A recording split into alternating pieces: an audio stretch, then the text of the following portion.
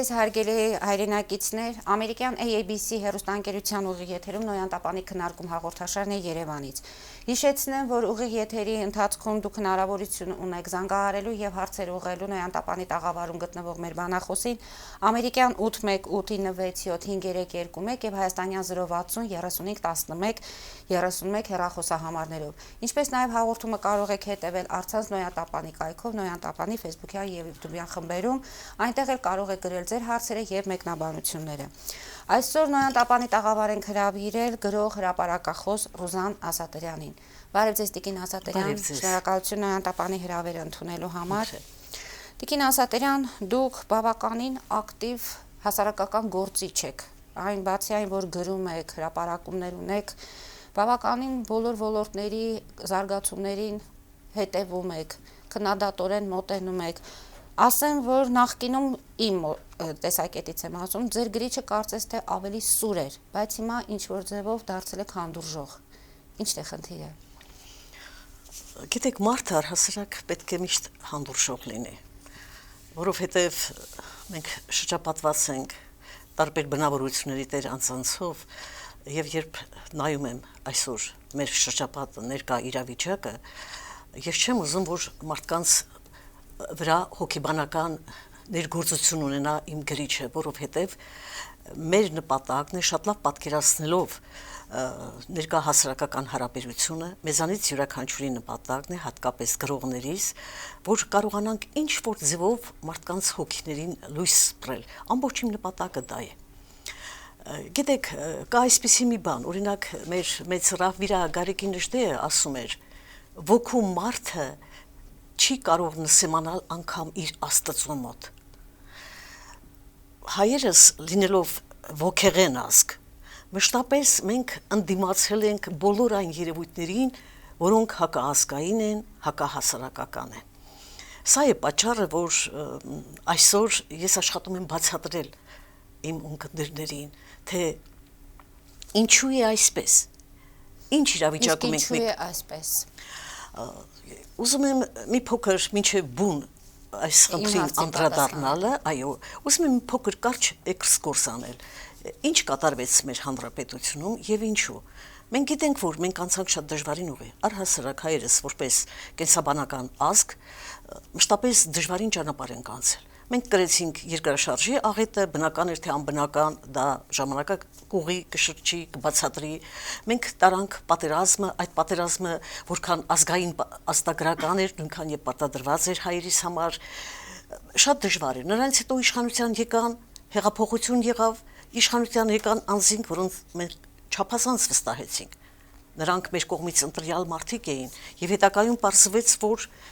ժողովուրդը կանգնեց փաստի առաջ։ Ես ականատես եմ եղել այն ժամանակների, երբ որ բնակարանները մարդիկ վաճառում էին 1 տոմսի արժեքով եւ հեռանում երկրից։ Ինչն էր պատճառը։ Աշխարհի պատմության մեջ չկա մի այնպիսի ազգ, որը ապրելով իր էթնիկ տարածքի վրա եւ տանելով հաղթանակ արտագաղթում է։ Այդ դժվարին ժամանակներում մինչեւ վերջերս մենք Հայաստանը եւ Արցախը գրեթե 1.5 միլիոն հայ է արտագաղթել, Հայաստանից, Արցախից այդքան հայեր հեռացել են։ Ինչու է հաղթանակ տարած ժողովուրդը արտագաղթում։ Բնական է, սրա խորքերում ընկած է անարդարությունը, ոչ մարդկային վերաբերմունքը, արհամարանքը, տարբեր բաներ, որոնք մեր ժողովուրդը այս 30 տարիների ընթացքում իր մաշկի վրա գրել է, զգացել է։ Եվ այս բոլոր կուտակումները այդպես է։ Գետն ինչպես է հորդանում։ Շրջակա լեռներից իջնում են արվակները, գալիս հավաքվում են մեկ խոշոր գետի մեջ եւ գետը հորդում, վարարում է եւ սկսում է ափերից դուրս գալ եւ ավերել շրջապատի բերքատու ցանքերը անգամ, իսկ բերքատու ցանկը այսօր ժողովուրդն է եւ իրականացվեց Թավշյա հեղափոխությունը։ Ժողովուրդը ուներ մեծ սպասելիքներ, շատ մեծ սպասելիքներ։ Ինչևէ, այս Թավշյա հեղափոխությունը, որին մենք հետո հիմա մեր այս զրույցի ընթացքում կանդրադառնանք, նորից բավականին լուրջ երևույթ էր, ինչպես 1990-ական թվականներին մեր նոր երկրորդ հեղաշրջումը, հեղափոխությունը, ինչու, որովհետև այն ժամանակ էլ ԽՍՀՄ 16 հանրապետությունների միավորում էր եւ առաջինը մենք էինք, որ կարծես բացառեցինք մարդկանց աչքերը ինքնուրույն ապրելու եւ անկախություն ձեռք բերելու։ Այս թավշահեղափոխությունն է աշխարհի մակարդակով առաջի երևույթն էր, որովհետեւ սա խաղաղ, հանգիստ, ինչպես իրենք էին ասում, սիրո համերաշխության հեղափոխություն է։ Եվ ժողովուրդը ինչու այսպես հորդառատ գետի նման դուրս եկավ իր ափերից, որովհետև արդեն հոգնել էր այս անարդարություններից, որովհետև գոյություն անջրպետ էր առաջ եկել այն անձանց եւ ժողովրդի ազգի միջև, որոնք ազգի ընտրյալներ համարկվեցին ժամանակին։ Եվ սա էր խնդիրը, որ կարողացան իրենց բարձր գիտակցությամբ, ինչու, որովհետև կազմակերպված այս հեղափոխությունը գնաց շատ բարձր գիտակցությամբ, անգամ նույնիսկ ՄԱԿ-ի քարտուղարը ասաց, որ սա երևույթ է, համաշխարհային երևույթ է մեր իրականության մեջ։ Եվ իրոք մենք հայերս այս անգամ, ինչպես նախորդ անգամ, ունեցանք համաշխարհային մեկ նոր ճանաչում, մեկ նոր բացահայտում հայկական բնավորության, էության որպես ազգի եւ պատվով կատարվեց այն, ինչ որ եղավ։ Սակայն Գերուզան, դուք ամեն առավոտյան ձեր Facebook-յան էջում գրառումներ եք կատարում եւ այդ գրառումների մեջ նկատել եք, որ ինչ որտեղ հորդորում եք լինել խաղաղ, լինել հանգիստ, այսինքն դուք վտանգներ եք տեսնում այսօրվա դրությամբ։ Այդ վտանգները դուք տեսնում եք նաև նախորդ իշխանությունների ժամանակ, բայց այդ վտանգների մասին դուք բարձրաձայնում եք, քննադատում եք, գրում եք։ Իսկ հիմա կարծես թե հենց խոսքը դրա մասին է։ Դուք ամեն առավոտյան հանրությանը, ձեզ լսողներին, ձեզ կարդացողներին հորդորում եք լինել հանդուրժող, լինել ինչու։ Որտեղ է այն վտանգը։ Գիտեք ինչու, որովհետև ուրիշ բան է, երբ որ տարիների պետական փորձ ունեցող այրերի հետ է կապված խնդիրը։ Ուրիշ բան է, երբ նոր իշխանության անցնող մի երիտասարդություն է գալիս, որը չի տիրապետում պետական կարգին, օրենքներին, կառավարման համակարգին։ Այո, կառավարման համակարգում չունի համապատասխան կրթություն, փորձ, եւ նրանք մի տեսակ իրենց պահում են ժողովուրդ պետություն, այսօր արդեն իշխանություն գլուխն ասելով, արդեն կարծես անջրպետ ստեղծեցին իրենց եւ այն ժողովրդի միջև, որը իրեն ուղեկցում էր դեպի բեմ, դեպի հարթակ, դեպի բարձրություն։ Եվ ուրեմն այդպես էր նաև անցյալ ժամանակներում, երբ որ որևէ մեկին ընդունում էին պետական ապարատ աշխատանքի, կարճ ժամանակ հետո նա տրանսֆորմացվում էր այդ աշխատանքին, այդ աթոռին նստելը, այդ փողկապ կապելը, պետական օրենքների պարտադրվածությունը, իրենց մեջ փոքրիկ պետությունը կարծես յուրացնում էին եւ պետական պաշտոնյա էին համարում իրենց։ Եվ այն անձանց, որոնք հանդիպելով ժողովրդին, խնդրելով, աղաչելով, որ իրենց օգտին քվեարկեն, իրենց ընտրությունների ժամանակ անպայման պաշտպանեն իրենց, շատ մարդկային էին, հանգարց այդ պահերին նրանք դառնում են մի տեսակ սառը օտար պետական պաշտոնյա։ Այդպես արեցին նաև մեր թավշահեղափոխության երիտասարդ պաշտոնյաները։ Միայն Փաշինյանով եւ Վանեցյանով բան դուրս չի գա։ Գիտեք, այդ մասին ես չեմ ուզում բացահայտ այսպես խոսել, որովհետեւ դեռ ժամանակ կա, դեռ նրանք կոփվում են։ Օրինակ այն փաստը, որ իրենց պարգևատրեցին, խնդիրը այստեղ ոչ թե այո, նաև դրամական պարգևը։ Երբ որ ես կարդում եմ եւ տեսնում եմ, որ Հայաստանում բետոնի վրա քնում են մանուկներ եւ ճեղքված պատերի ներսում են նրանք ապրում հայ մանուկները, այն մանուկները, որոնք վաղը հայրենիք պիտի պաշտպանեն, ես չեմ կարող հանդուրժել այն մարդկանց, որոնք իրենց պրեմիա են նշանակում, պարգև են նշանակում։ Օրինակ, որքան լավ կլիներ, որ իրենք այդ պարգև ստացողները այդ գումարները հավաքեին եւ տային այն ընտանիքին, կարոքավոր ընտանիքին, որի մասին ամեն օր գրում էին, եւ մի տուն գնեին կամ վերանորոգեին այդ տունը, կահույք առնեին, ամեն ինչ տանեին այնտեղ, տեսեք ժողովուրդը ինչպես կընդուներ։ Կամ բաներ, որտեղ իրենք անզգույշ քայլեր են անում։ Այո, այդ անզգույշ քայլերից իրենք պետք է խուսափեն, չէ՞ որ ժողովուրդը իրենց վստահել է։ Այ ես ինչու չեմ հիմա քննադատում իրենց։ Տեսեք, առաջի անգամ է, որ ես այսպես բարձրաձայնում եմ այդ մասին։ Ես շատ կուզենամ, որ իրենք ինձ լսեն եւ մտածեն, մենք բոլորս հայեր ենք։ Որն է մեր նպատակը։ Կարելի է ասել, մեր բոլորիս նպատակը Հայաստանը հզոր, անկախ, Սինգապուրի նման երկիր դառնա, իմ խորը ցանկությունն է, նույնիսկ այդպիսի մի գրառում էի արել, ես Սինգապուրի նման երկիր եմ երազում։ Իսկ ինչպես ենք երազում։ Սինգապուրի վարչապետը խստորեն պատժել էր իր բարեկամին, որը ինչ որտեղ մի կոռուպցիայով էր զբաղվել։ Եվ դա եղել էր պատիժ մյուսների համար, որ երբես դրան չգնա։ Հիմա ես ասում եմ, երիտասարդությունը կա, եկել է, շատ խելացի են, լավ կրթություն են ստացել տարբեր տեղեր, այդ կրթությունը պետք է ոչ թե իրենց օգորթի դեպի աթոռը եւ իրենց դարձնի պաշտոնյա, պաշտոնյան դա ժողովրդի ծառան է, պաշտոնյան դա գործ է, որը վստահվել է տվյալ անձին, որպեսզի նա ծառայի իր ոլորտով, իր ժողովրդի համար ծառայի։ Եթե հիմիկվանից իրենք նստել են ու գնում են այնպիսի քայլերի, որը ժողովրդի մեջ առաջացնում է դժգոհություն, ամեն ինչ են գրում սոցցանցերում։ Ես նույնիսկ աշխատում եմ ինչու է վերջին շրջանում իմ գրիչը մի տեսակ կարծես թե ոչ թե նահանջ է ապրում, այլ դեռ լրջորեն, մեծահոգապար, մեծի նման, մեծ պապը, մեծ տատը ինչպես կվերաբերվեն։ Ես դեռ սպասելիքներ ունեմ իրենցից։ Վաղը մյուս օր է կարող այնպիսի մի թափով ես սկսեմ իրենց մասին գրել ու քննադատել, որ իրենց համար անսպասելի լինի։ Ես ուզում եմ դա տեսնել, ինչպես կարելի է օրինակ, Տիկին Մարի, 3 երեխա ունեցող անձնավորությանը, որի որդին նոր է վերադարձել բանակից, այդ կնոջը 10,000 դրամի համար Հասմիկ Սարգսյանի մասին է խոսքը։ Եվ ես երեք իմացա, որ նա վարձով էր ապրում, անգամ այդ մենք ենք բավականին բարձրաձայն տան բնակիչը, այո, նրան այդտեղից դուրս արել։ Գիտեք, հայերս այլ բնավորության եւ կեցության տեր ազգ ենք, մենք ենք առաջին օրենքները գրել, ստեղծել Մխիթար Գոշի շնորհիվ, բայց կա գրված օրենքներ եւ չգրված օրենքներ, եւ որ 3 անչափահաս երեխաները որբ են ննում, մենք պետք է դրան մոտենանք շատ զգուշորեն մոտենանք, ապահովել, այո, գտնել մի խնամակալ պետություն։ Ես եղել եմ ժամանակին մոր ու մանկան բաժնի վարիչ, ես զբաղվել եմ մանկահասակ երեխաների ընտանիքներով։ Գիտեք ինչ էր կատարում, եթե հանգարց առավոտյան որևէ տեղից հազանգ էի ստանում, որ այսինչ տեղը երեխաների մայրը շատ ծանր վիճակում է,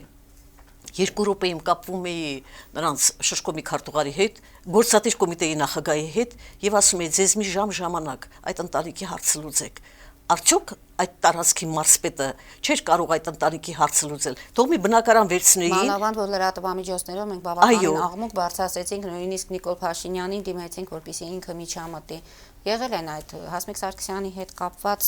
եղել է լրատվամիջոցների միջամտություն։ Կա մարդկային չնչին գործոններ, որոնք դառնում են համամարտկային երևույթ։ Մենք մարդը ինչի համար է։ Մենք պետք է կարողանանք այդ փոքրիկ տեղերից սկսել։ Ընդ որում ես ասեմ, որ Հասմիկ Սարգսյանի մենք հրավիրեցինք հենց Նոյան Տապան։ Աղջիկը ինքը պատմությունը պատմեց այստեղից իրադարձ ինչպես է եղել, ոստիկանները ինչպես են իրեն ստիպել, մի խոսքով բռնությունների ներքո ինքը ցուցմունք է գրել։ Տիկին Ասատերյան, մենք մեր հաղորդումը կշարունակենք, հարգելի հեռուստադիտողներ, Նոյան Տապանի եթերում այս պահին կարճատև գովազդային դադար է, որից հետո կվերադառնանք տաղավար, խնդրեմ։ Գելի հեռուստադիտողներ, Նոյան Տապանի քննարկում հաղորդաշարը կրկին եթերում է եւ հիշեցնեմ, որ մեր տաղավարում ենք հյուրընկալել ենք գրող հրապարակախոս Ռուզան Ասատերյանին։ Տիկին Ասատերյան, շարունակենք մեր զրույցը։ Մենք ներկայացրեցինք մի փոքրիկ դրվագ մեր Հայաստանից, դա Հասմիկ Սարգսյանն էր։ Հասմիկ Սարգսյանը եւ աղքատության եւ արդարության զոհն է։ Աղքատությունը Հայաստանում 60% է։ Այո, աղքատությունը 60% է։ Ես ուզում եմ ուղղակի դիմել մեր մարզպետներին։ Միթե դուք չունեք ձեր համապատասխան մասնագետները մարզպետարանում, որոնք անգիր գիտեն, թե որ գյուղում, կամ ասենք քաղաքում, որ ընտանիքը սոցիալական ինչպիսի վիճակում է։ Ինչու են թույլ տալիս հասնի այն մակարդակին, որ կինը ձեռք մեկնի գողության։ Գողությունը դա ձեռք բերովի հատկանիշ է, դա իր ծնե չէ։ Հանգիստ կարելի է մարդուն դաստիարակել։ Եթե մարդը ապահոված եղավ իր օրվա հացի խնդրով, ընտանիքը կարողացավ պահել, մարդը երբեք չի գնա այդ քայլի։ Հարկավոր է զգույշ լինել։ Օրինակ վերջերս հեռուստատեսությամբ լսեցի ու ինձ համար բավականին տհաճ էր դա, որ համալսարանից պատրաստվում էին 450 դասախոսների, գիտնականների աշխատանքից ազատել։ Տեսեք ինչ է կատարվում։ Պարզվում է այս նախաձեռնության հեղինակը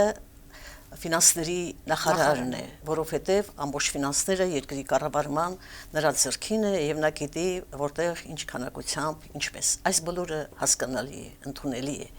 բայց ֆինանսների նախարարը գիտի որ 60% աղքատության պայմաններում կան նաեւ 60%-ից ավելի ոչ գրագետ հասարակություն իսկ եթե քո հասարակությունը կրթված չի գրագետ չի դու այդ հասարակությունից ոչ վիրավորվի, ոչ էլ նեղացի, նա քեզ ամեն ինչ կարող է ասել 5 րոպե մտածելու եւ արտահայտվելու փոխարեն նա կասի այն, ինչ որ մտածում է հասկանալի է, այսպես պետություն չեն պահում պետությունը կիրթ մարդկանցով պետք է համալրվի գրագետ մարդկանցով եւ վերջապես Հայաստանը եղել է գիտության երկիր բազմաթիվ նշանավոր գիտնականներ, գեներալներ, ես չգիտեմ, որ աշխարհում գնաս, Ամերիկայում գնաս, առաջի ինքնաթիռը, առաջի, չգիտեմ, տեզեր գնացող նավի ամենանրբին մասի հեղինակը հայ է, Ռուսաստանում նմանապես ատոմային ռումբերի հեղինակ եւ այլ։ Հայերս շատ տաղանդավոր ենք։ Մենք Հայաստանում այսօր չունենալով նավթ ու գազ ունենք ուղեղներ, սա է մեր գանձը, սա է մեր ազգային հարստությունը, մենք պետք է կարողանանք նրբին ձևով այդ գիտնականներին, որ դուք այսօր աշխատանքից հեռացնում եք, նրանք որտեղ պիտի գնան աշխատեն։ Բայց կարծես թե այդ նախագիծը այդ նախագիծը ուրեմն 1 տարով, ի շնորհիվ վարչապետի 1 տարով հետաձգվեց ցանկալի կլներ, որ 1 տարի հետո Հայաստանը այնքան հզորանար, որ կարողանար այդ գիտնականերին պահել։ Վերջապես մարդիկ այդքան տարիներ տառապանքներ են կրել, կրթություն են ստացել, նրանք ասիստենտներ են պահում եւ այլն, այսինքն շարունակում են։ Դա ավանդույթ է, գիտական ավանդույթ է, որից Հայաստանին չի կարելի զրկել։ Տիկին Ասատրյան, ամեն ինչ ի վերջո լուծվում է Փաշինյանով։ Բողոքի ակցիաները եթե լինում են հիմա արդեն 3 օրինակ բողոքի ակցիա են կազմակերպել տաքսովարորդները եւ պահանջում են նորից վարչապետի հետ հանդիպում։ Կարծես թե բոլորի մոտ այն տպավորությունն է, որ միջև վարչապետը այս հարցի մասին չիմանա, այդ խնդիրը չի լուծվի։ Իսկ ինչու։ Ես քիչ առաջին չէի ասում, որ միայն 2 հոգու աշխատելով պետությունը չի հզորանա։ Յուրաքանչյուր ոք, ով որ նշանակված է իր տեղում, պատասխանատու է իր ոլորտի համար։ Դա նշանակում է անձը, որ կրում է տրանսպորտի պատասխանատվությունը, գաղափար չունի դրանից։ Ուրեմն ինքը շատ վաղուց պետք է ուսումնասիրել, պետք է լիներ նրանց տարածքներում, ուսումնասիրել որտեղ, ինչպես, ինչքան, ինչ բողոք ունեն։ Պարտադիր է հասնեն կառավարության շենքի մոտ, ես դա եմ ուզում հարցնել։ Դրանից առաջ քանի անգամ են բողոքել այդ մարդիկ։ 4 տարի շարունակ բողոքում ընտանիք են պահում, չի կարելի այդպես մեկ անգամ հարցը, եթե ժողովուրդը հասարակությունը բարձրացնում է, դուք ասում եք մենք ստեղծում ենք քաղաքացիական հասարակություն։ Եթե քաղաքացիական հասարակություն է, քաղաքացին իրավունք ունի իրեն հուզող հարցերի շուրջ խնդիրներ բարձրացնել։ Բարի եղեք, եթե մեկ անգամ այդ խնդիրը դիմում են, ուրեմն հանձնարարեք այնպիսի մասնագետի, որը տեղում ուսումնասիրի, բայց այդ մասնագետը լինի ոչ թե բարեր, տարեր, նախադասություններ, յուրացրած անձնավորություն, այլ լինի իր ժողովրդի նկատմամբ հոգացավ։ Տիկին Ասատրյան, ընտրություններից առաջ ամենաթիրախային նախարարը առողջապահության նախարարն էր, բայց ընտրություններից հետո կարծես թե այն ինչ որ հիմա իր որոշումներով կարողանում է նա կատարել, բավականին դարձել է սիրելի, դարձել է համակարգի։ Այո, ես ասեմ, որ ես էլ էի նոր որ նշանակել էին, ինձ էլ մարդիկ գրեցին, թե որտեղ շատ սրերի վրա ունեցին այդ ասեմ, որ ամեն ինչ այնպես չէ, սարսափելի չէ, ինչպես որ ժողովուրդն է ներկայացնում։ Տեսեք, ես հիմա բարեկամաբար ասում եմ, պատասխանատու եղեք ձեր հանձնարարված գործերի նկատմամբ, այնպես արեք, որ բարձրացնեք վարչապետի պատիվը, թիգունք լինեք նրան, թիգունք լինեք ձեր ժողովրդին, չի կարելի ոչ թե խայտառակեք նրա անունը։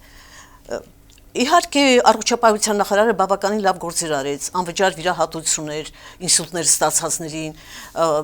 ամբուլատորիաներում աշխատավարձներ բարձրացրեց, բավականին ակտիվ գործում է։ Կարծեք, թե միանգամից շրջուն փոփոխություն եղավ, որովհետև որին սպասում էր ժողովուրդը։ Որին սպասում էր, եւ հիմա նա ընդունված է։ Ընդունված է պաշտպանության նախարարը Դավիթ Տոնոյանը, ընդունված է նաև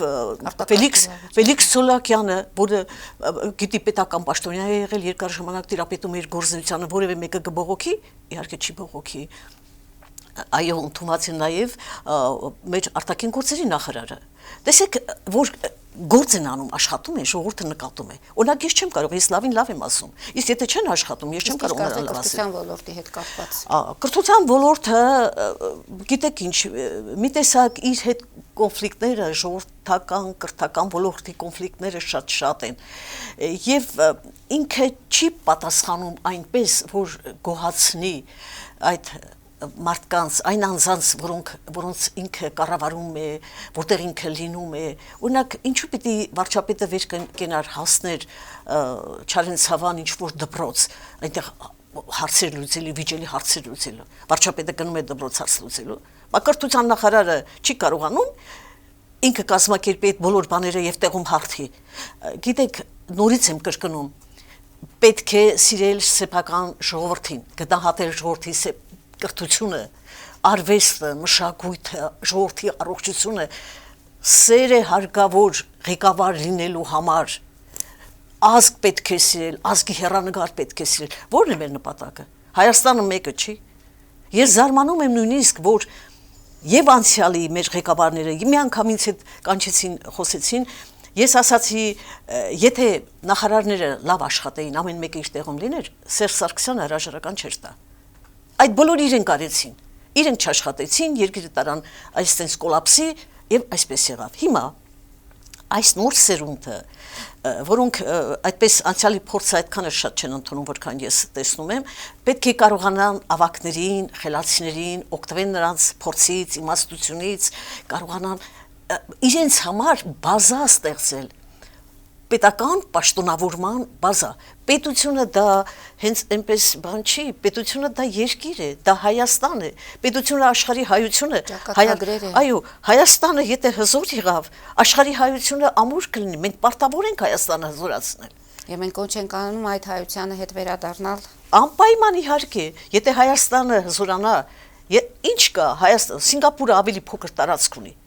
Այդ ինչու այդպես նա կարողացավ միանգամից զարգանալ, կամ Դուբայի մասին են խոսում, ասում են, մի հատ տեսնես, ես չեմ եղել այնտեղ, թե ինչպիսի հզորություն ու զարգացում ունի։ Հայաստանը ունի եւ հանքեր հրաշալի, բազմաթիվ հանքեր, որոնք թանկարժեք հանածոներ ունեն։ Ունի հրաշալի մաքուր ջուր,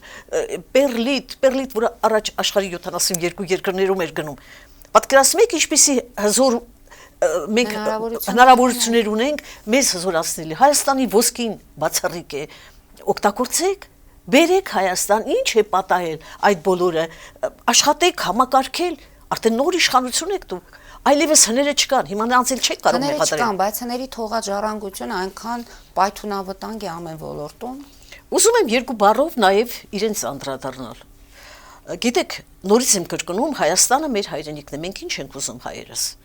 Մենք ուզում ենք կարգին երկիր դառնալ, չէ որ ուժն է թելադրում։ Մենք ուզում ենք Հայաստանը հզոր տեսնել, ձեր նպատակը ո՞րն էր։ Ինչքան որ կարողացաք հարստացաք, ինչի որ ուզեցաք տիրապետեցիք։ Իսկ երկիրը, ժողովուրդը, գիտեք, եթե երկրում շարունակվի այն արտագաղթը, ինչպես որ եղել է մինչև այս պահերը, ինչից պետք է խոսեք։ Այդ ովքեր պետք է ծառայեն ձեր համար, կամ միթե պատասխանատու չէիք հայոց աշխարհի համար, որտեղ էր ձեր հայրենասիրությունը, սեղաների կենացների շուրջ, չէր կարելի։ Իրենք սխալ վարվեցին, եւ հիմա էլ որ շատերը իրենց ներկայացուցիչներից խոսում են, ես զայրանում եմ, ուզում եմ պատասխանել, պիտի ասեի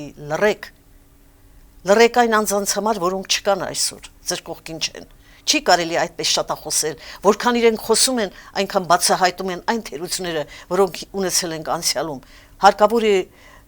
ազգի նկատմամբ խորը պատասխանատվություն ունենալ։ Այդ պատասխանատվության բացակայություններ անցյալում եւ այսօր էլ կլինի, եթե նախորդների նման է։ Կարծում եմ, որ հենց մենք հեռախոսազանգ ունենք։ Այո, լսում ենք, դուք եթերում եք։ Դուք եթերում եք։ Եթե խնդրեմ, դուք կարող եք մնալ, մի անջատեք հեռախոսը։ Հիմա մեզ մոտ գովազդային փոքրիկ դադար է, որից հետո կվերադառնանք տաղավար եւ կպատասխանենք հեռախոսազանգին։ Հարգելի հեռուստադիտողներ, Նոյան Տապանի քննարկում հաղորդաշարը կրկին եթերում է եւ մենք շարունակենք մեր զրույցը գրող հրապարակախոս Ռուզան Ասատրյանի հետ։ Տիկին Ասատրյան, փաստորեն նշում եք նախորդ իշխանությունների կողմից իրականացված այդ սխալները, որոնք արտագաղթ, որոնց հետևանքով արտագաղթը մարդկանց ճակատագրերը խեղաթյուրվեցին։ Դուք պետական բյուջեի կողոպուտը մենակ դա չէր։ Նրանք ամեն ինչ արեցին, սահմաններին ունեցան զոհեր։ այդ անհատները պատասխանատու պաշտոնյաները ավելի հարուստ դարձան, քան պետությունը, եւ պետության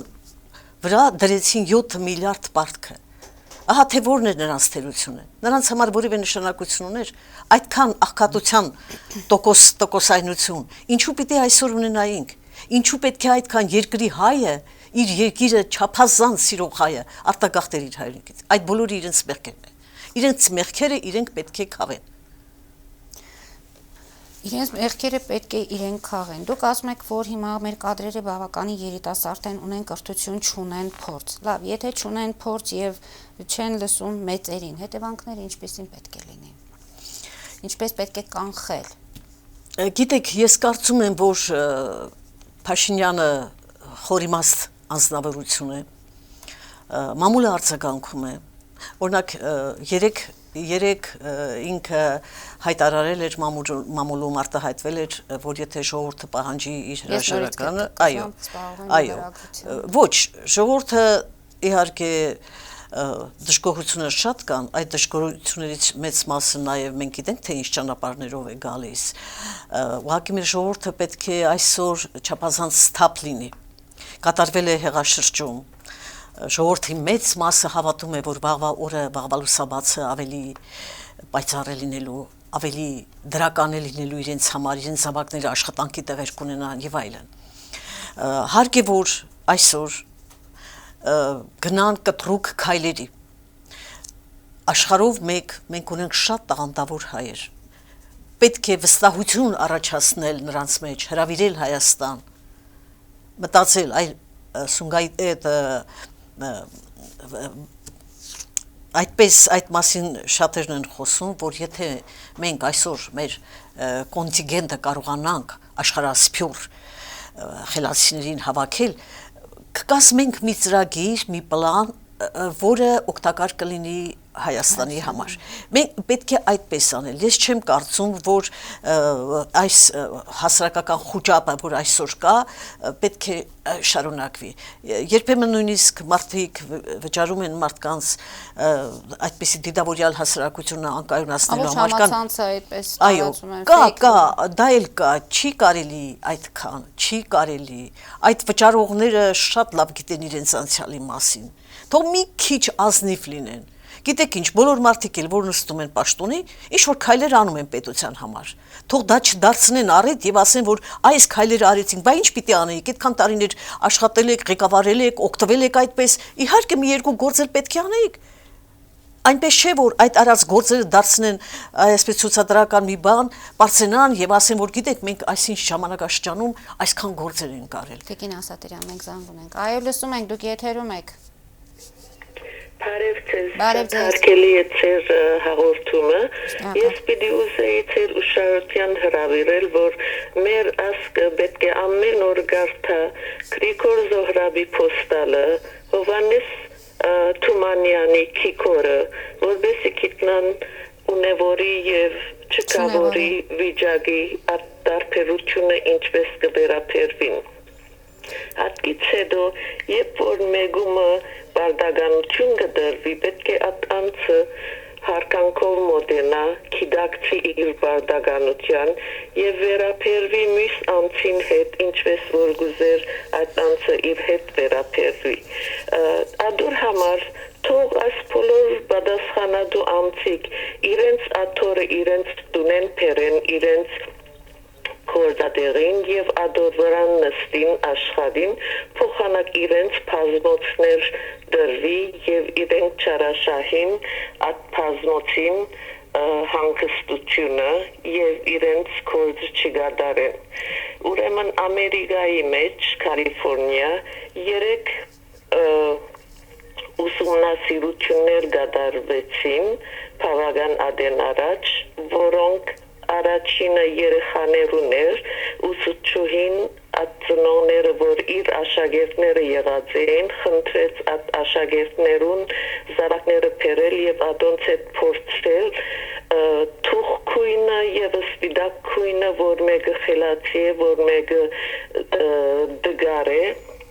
եւ աշակերտները հավատացին անոր, հետո փոխեց, զգացին, որ ադիգա իրենց համար տաստիարակչական բամներ, որ ամենքը հավասար են, դարբերություն չի գա։ Իսկ երկրորդը ոստիկանադուն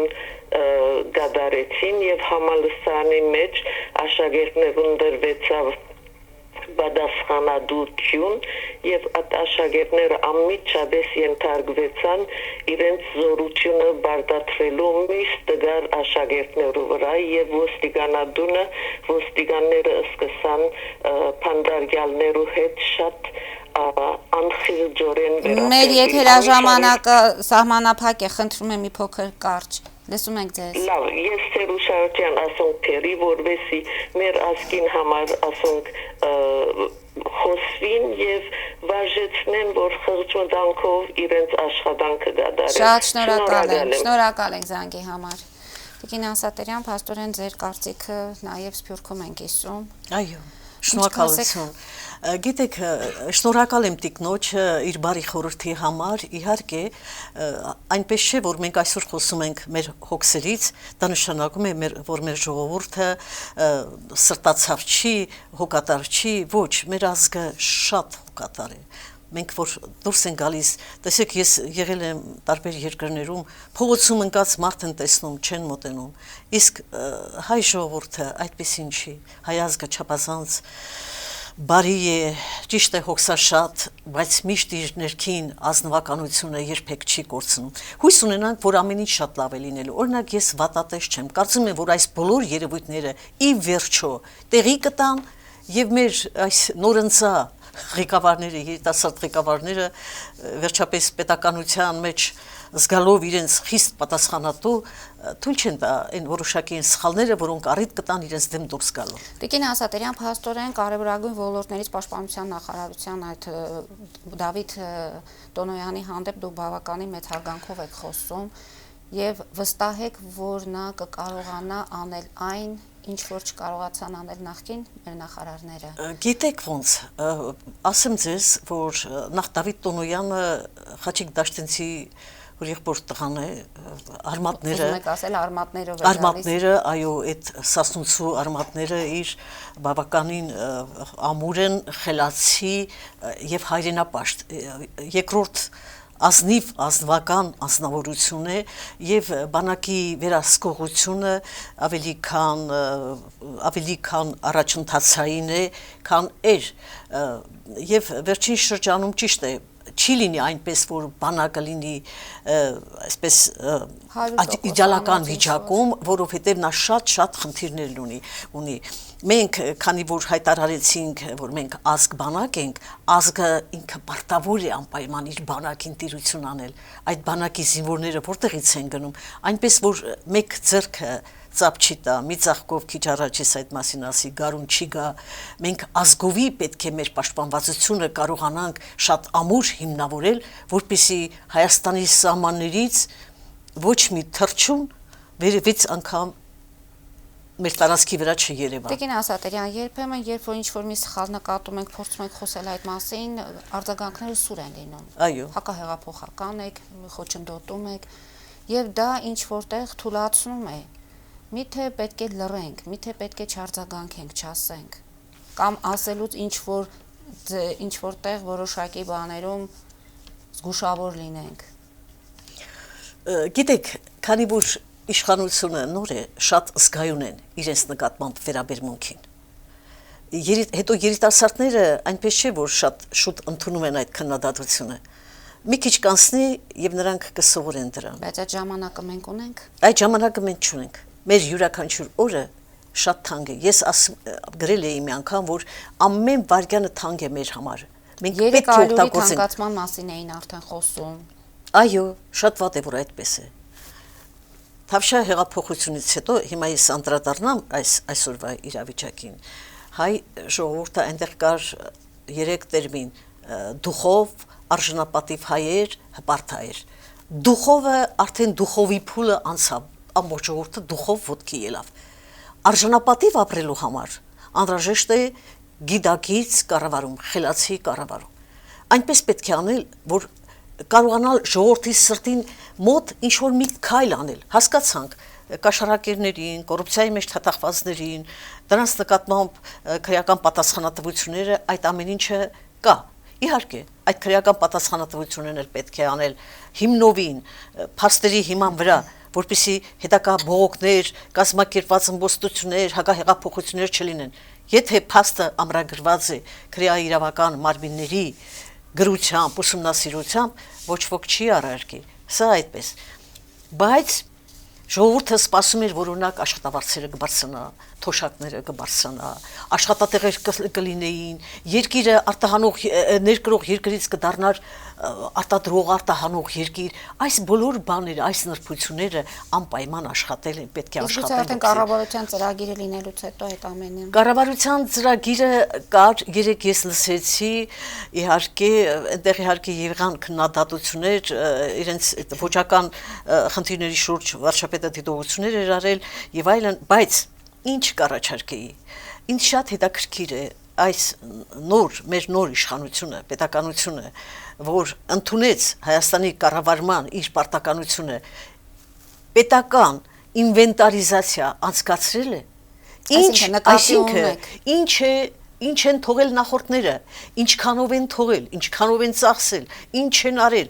մանրամասները կա։ Իսկ ինչ կտար դա մեզ։ Դա կտար այն, որ մենք կիմանայինք նախ այսօր նախորդները այդպես մեզ չէին խոսի, որոշ մարդիկ շատ մեծ են խոսում։ Երգիրը խոպանի վերացած հանձնեցին ներկաներին։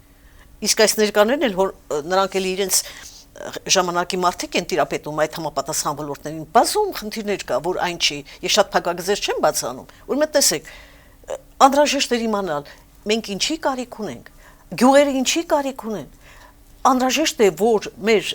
տեղական ինքնակառավարման մարմինները վերջապես գյուղերը շատ ծանր վիճակում են։ Բացի Երևանից էլի քաղաքներ կան, չէ՞։ Այսօրվա դրությամբ կարծես թե չկան, միայն Երևանը մնաց։ Հենց դա եմ ասում, իսկ գյուղերում մարդիկ են ապրում, մեր հայրենակիցներն են ապրում։ Երբեք չպետք է մոռանանք, որ Վիկտոր Համբարձումյանը որտեղից էր, Պարուսևակը որտեղից էր, Թումանյանը որտեղից էր։ Այդ գյուղերը տալիս են տաղանդավոր սերունդներ են տալիս։ Մենք պետք է մի քիչ ավելի նուրբ ձևով վերաբերենք գյուղաբնակներին։ Տեղական ինքնակառավարման մարմինների նկատմամբ հատուկ մի մեծ համաժողով պետք է կազմակերպել Հայաստանում եւ ասել կարգադրել մարզպետներն ինչի համար են։ Յուրաքանչյուր գյուղի պակասը, խնդիրը մարզպետների սեղանին պետք է դրված լինի, որպեսզի ելնելով այդ բոլորից կարողանան կազմել այն նախահաշիվը, այն անհրաժեշտությունները, որը կոչվում է կառավարական ծրագիր, որպեսզի կառավարությունն իմանա, որ տարածքին ինչքան գումար է անհրաժեշտ։ Ես չեմ կարծում այդ խորը ուսումնասիրությունները եղել են։ Իսկ այսօրվա դրությամբ բազում գյուղերում պահանջում են գյուղապետերի հրաժարականները, ինչու է շարունակվում այդ ամենը։ 8 ամիս այդքան բավական չէ ժամանակը, որպեսզի Գիտեք, օրինակ ես չեմ հարգում այն պահը, երբ որ լավագույն մասնակետին, որը իրենց կուսակցության անդամը չի,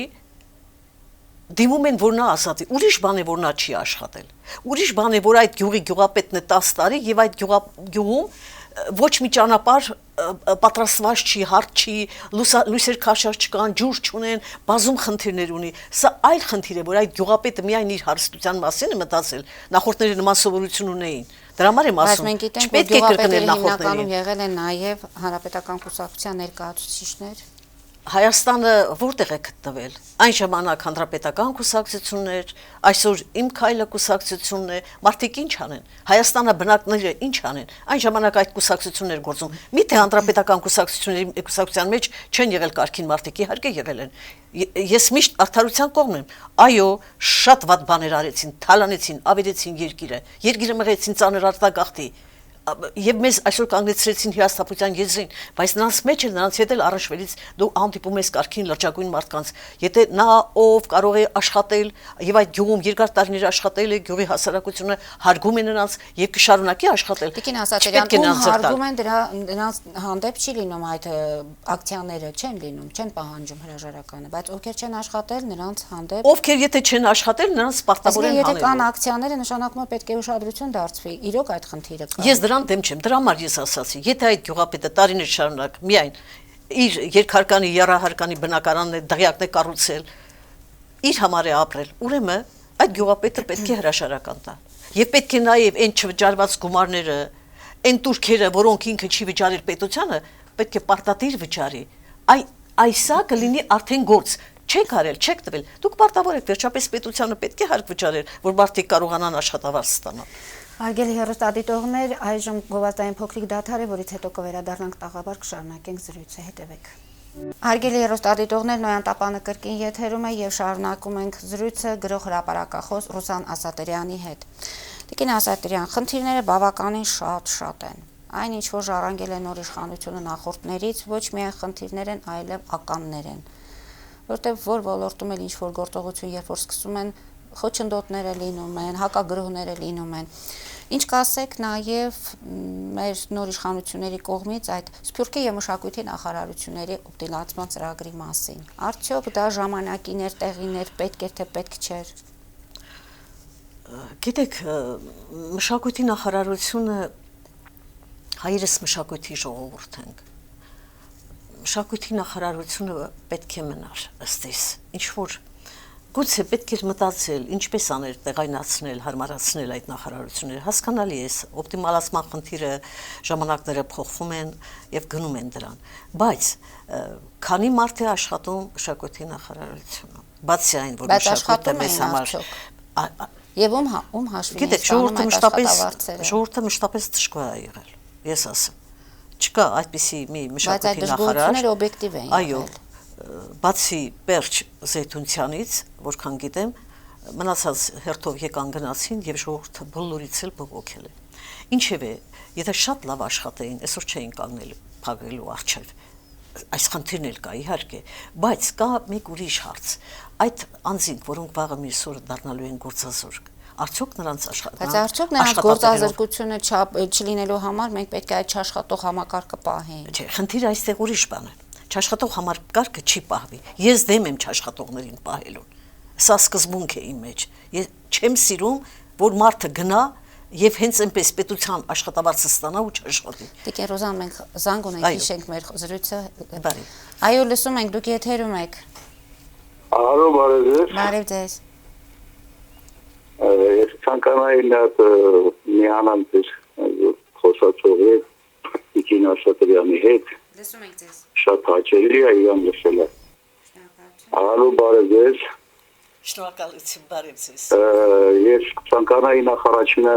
շնորհակալություն հայտնել հաղորդաշարին, որ այսպեսի հաճելի ինքնոջ է գրավի է, որովհետև գիտեք ինչ կա, այս վերջի ժամանակներս որտեղ լսում ենք միայն բարի համարները լսում, ոնց որ բայղուշ լինեն, ախր չի կարելի։ Ես լսում եմ Տիկին Ասատրյանին եւ շատ լավ եմ զգում ինձ, որովհետև չի կարելի, հասկանում եք, նոր է մեր երկիրի կառուցում, իսկ մարդիկ առավոտից երեկո միայն վատաբանում են։ Շնորհակալ ենք ձեր զանգի համար։ Եթե հարց ունեք Տիկին Ասատրյանի, մի փոքր հակիրճ։ Այո, Տիկին Ասատրյան, ես ուզում եմ ձեզ հարցնել, ախր թող բոլորին դիմեք դուք հիմա այդ էկրաններից թող բոլորը լսեն, առավոտ ես լսում էի մեր տնտեսագետներին Փաթուր Մանասերյան, եւ դրանց նմաններին, ախր չի կարելի, 30 տարի դուք միշտ համակարգում եք էս, չէ՞, հարգելի տնտեսագետներ, անենց են փնովում այս բյուջեն, ոնց որ աշխարհի վերջն եկել է, բա դուք ուր եք 30 տարի, հարգելիներս, ախր կառուցեիք, ախր դուք ձեր տարիքն առած եք, չի կարելի, նստել եք դուք այդտեղ եւ բամբասում եք միայն, ոչ մի կառուցողական բան այդ տնտեսագետներից ես չլսեցի։ Ես խնդրում ձեզ ուղղակի Տիկին Ասատրյան, միակ դիմեք բոլորին, ասեք, խելքի արեք, էս ինչ եք անում դուք հարգելիներս, մենք երկիր ենք կառուցում, թե քանդում ենք այս երկիրը։ Եղա, շնորհակալ ենք զանգի համար։ Տիկին Ասատրյան, շատ ապրեք, շատ շնորհակալ եմ, իսկապես սրտացավ հարցեր, մտահոգություններ, ուրեմն ես ձեզ ասեմ, որ գրեթե համարյա ամեն օր եմ ես այդ խնդրով դիմում մեր ժողովրդին, որ չի կարելի այսքան շուտ հիասթափվել։ Մեր հայ ազգը այնպեսին չի, որ այսպես ծայրահեղ պահերին սրանով տարվի եւ մտածի, որ սրան աշխարհի վերջն է, չի լինելու այդպես։ Հայն այնքան խելացի է, որ ամենափորձության ամենադժվարին պահերին հայի մեջ նստած է մի բնազդ ինքնապաշտպանության գոյատևման մի բնաստ, որ բոլոր նման ծանր պահերից նա դուրս է գալու։ Այդ ծրագիրն էլ անշուշտ կքննարկեն, կընդունվի, այստեղ կարևոր է, որ մենք ազգովի գնանք մեր հայոց հայկական տարածքի, Հայաստանի, Սփյուռքի, ամբողջ հայ ժողովրդի մտահոգությամբ վերականգնենք, կառուցենք, հզորացնենք Հայաստանը։ Խղճի մտոք յուրաքանչյուր հայ, ով որ ապրում է Հայաստանում եւ աշխարհում, որտեվ հայերս գենետիկորեն իրար հետ կապված ենք աշխարհով մեկ, աշխարհի որ անկյունում, եթե մի հայի սիրտ ցավեց, այստեղ մենք բնազդորեն այդ ցավը հաղորդակցվում է մեզ։ Ինչպես որ հիմա Հայաստանում կատարվող իրադարձությունները մեծ արձագանք են ստանում Սփյուռքում։ Դրա համար անհրաժեշտ է, որ եւ Սփյուռքը հոգացավ լինի այս մի բուռ լույսի, մի աստղի նկատմամբ Հայաստանի, եւ Հայաստանը խստագույնս պատասխան լինի աշխարհի հայության համար։ Մենք մեկ ազգ ենք։ Մենք պետք է աշխատենք այսօր ինչ ուզում է լինի։ Այս տղաները եկել են իշխանության։ Հիմա եկել են։ Հիմա լավ են եկել, վատ են եկել, ոմանց սրտով է, ոմանց սրտով չի, այստեղ սրտի հարցը չի, հայոց պետականության, հայոց ազգի գոյության խնդիրն է։ Մենք կանգնած ենք այսօր համաշխարհային ծանր բեմահարթակների առջև եւ մեր վտանգը այդքան քիչ չի։ Մենք 4 կողմից 100 տարի անց շրջափակման վիճակում ենք գտնվում։ Հիմա կանգնենք ասենք թե ում անձնական խնդիրը ինչպես լուծվեց։ Եթե հզորացնենք մեր երկիրը, ես սա ասում եմ հայոց պատասխանատուներին,